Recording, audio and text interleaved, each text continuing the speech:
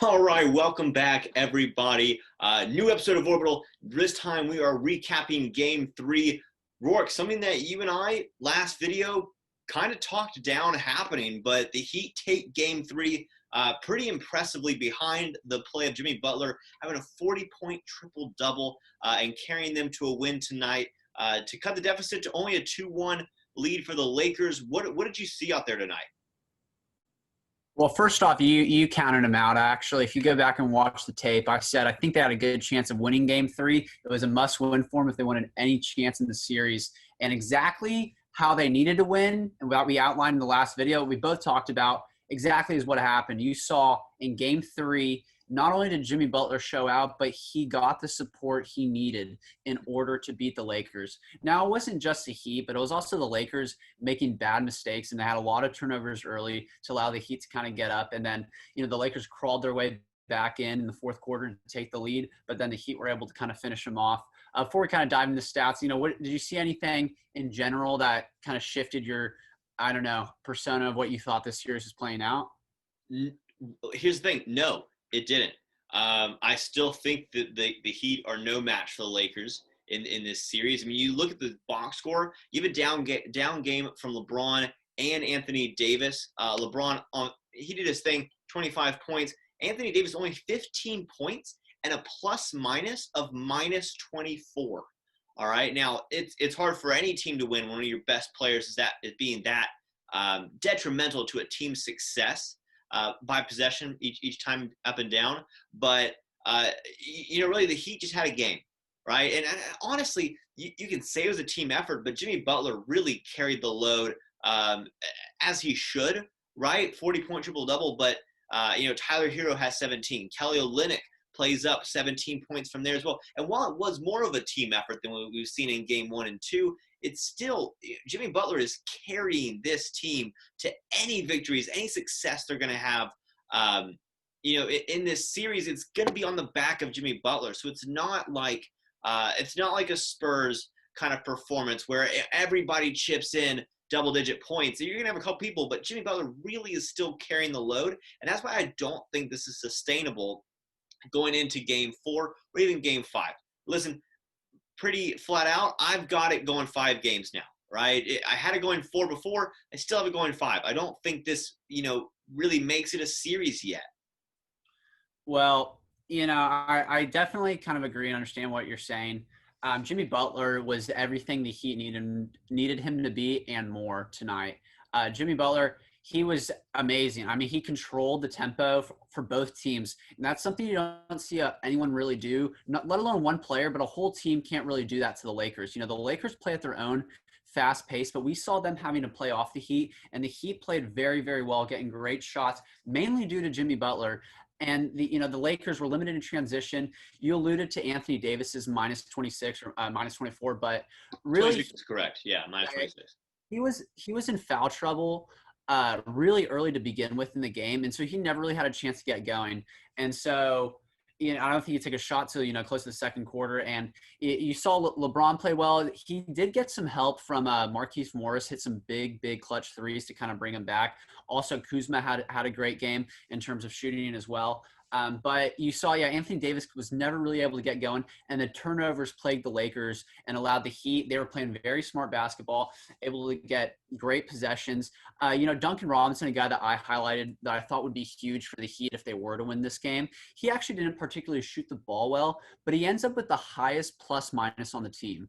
And so with a plus minus of 27. And so it's kind of interesting when, he's not popping off from 3, but you can just see how much the defense has to account for him and double teaming him when he's coming off every type of screen, and he's opening the floor up for other players, for Jimmy Butler, and for Jimmy Butler to get more people involved. So I really liked how they were able to play off of Jimmy Butler and Duncan Robinson. Also, Kelly Olynyk, we stated he had a good game too, at 24 points, had great shooting. I think it was like 5 for 8, but he had 17 points, played some really, really good defense too in the second half. And you just saw the Heat got some good help in this game to go along with Jimmy Butler's really, really great performance, 40-point triple-double. You said that Lakers probably got this in 5. I think the series is going to at least go 6 games. I think you're right in that the Lakers will bounce back. Obviously, I'd prefer to kind of see the Heat tie up the series 2-2, just so it's more entertaining, and I love to see that kind of storyline develop. But I do think that the Lakers will come on strong here in Game 4 and win. It'll be interesting to see if Goran Dragic and Bam come back. I don't think Goran will, but I think Bam actually has a strong chance of playing in this upcoming game, which will be huge for the Heat and giving them momentum. Jimmy Butler was saying on the court towards the end of the game, oh, you guys don't want to see this. You guys aren't ready for this. Oh, they're in trouble now.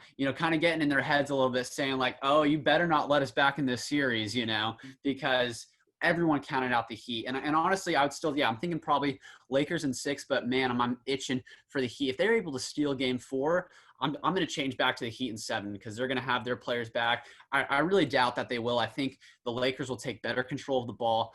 Obviously, Anthony Davis probably won't get in foul trouble early and will be able to have the success that he's had in the playoffs. So I'm thinking Lakers will probably go up 3-1 here. Then I think maybe Heat can steal a game, and then, the again, forcing turnovers, great defense. Obviously, Jimmy Butler, best game I've seen him play. We've talked about him in the before in the past, and we've said that I think he's the most underrated superstar, and now he's kind of putting himself on the map and taking the Heat to the finals. I think he's getting a lot more respect around the league and from fans too.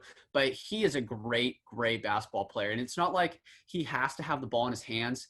But right now he has, he's dominating the game with the ball in his hands. But you see him always getting other people involved. He's not that typical superstar that can only be effective with the ball. So it's really, really good to see him elevating everyone else on the team. And you see the Heat, a bunch of young players are able to take off, the crazy legendary Lakers right now that we're seeing. So I'm really excited. I'm loving the series so far. What do you think? Listen, I mean, you kind of talked about with like the Lakers have to take better care of the ball. LeBron, especially, right? 8 turnovers this game, and Anthony Davis definitely has to stay out of foul trouble. Listen, I just don't. And you mentioned it might even go 6. I really just don't see that happening. I feel like this is the game where the Lakers play down and the Heat play up, right? Jimmy, 40-point triple double. That is not sustainable. I mean, I'd be surprised if he does sustain it, right? But theoretically, it's not.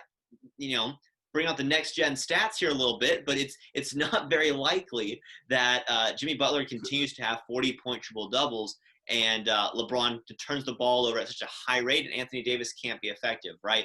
It's one of those games where everything goes bad for the Lakers, everything goes right for the Heat, and let's even if you take it that way, it's not a blowout win for the Heat. It's a 10-point win, right? Kind of it really stretches out near the last 2 minutes of the game there, but this isn't like an emphatic win. This is a grinded out to the very last possession. We need to fight tooth and nail, and we're gonna fight out a win. I'm not I'm not blown away by it. Mm-hmm. Yeah. The Lakers, I think you said, LeBron's not gonna have that many turnovers. He got called for a travel twice in the fourth quarter. And even with these mistakes, never happens. Never happens, by the way, regardless if it is a travel or not. He almost never gets called for it. But continue. Yeah.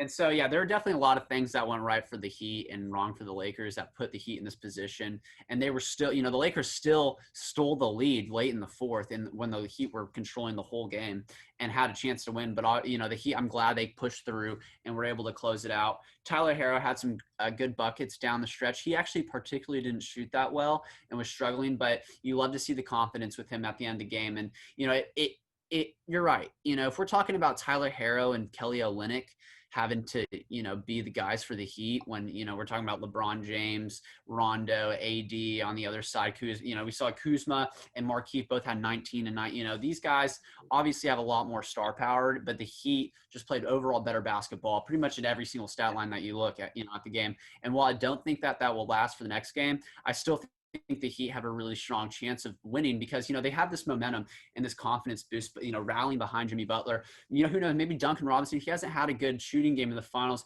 If he pops off from 3, every single time he shot the ball well in the playoffs, they got out to blowouts, and it didn't matter who they're playing against the Bucks, against the Celtics. I really think their 3-point shooting is key. And the Lakers shot the ball really well in game one. If the Heat can shoot the three ball really well next game, it doesn't matter if AD and LeBron are popping off. I still think the Heat have a chance to win. But if we're having to give our predictions for the next game, I think the Lakers will bounce back and win this game. Well, I'm really hoping the Heat got a strong chance. I'm really interested to see what the over/under is going into game 4. Terrific. Yeah, absolutely. And I really think I would say the same thing. I think the Lakers bounce back. And I'll go on record to say it's at least a 10-15 point win too. I don't think game 3 is going to be close. I think it's going to be I said earlier that 10-15 points isn't really that impressive, but I have a feeling it's not going to be a game that's close in the last 5 minutes of the game. I think it's going to be pretty set in stone by the time we reach the fourth quarter. I don't see game 4 being that close.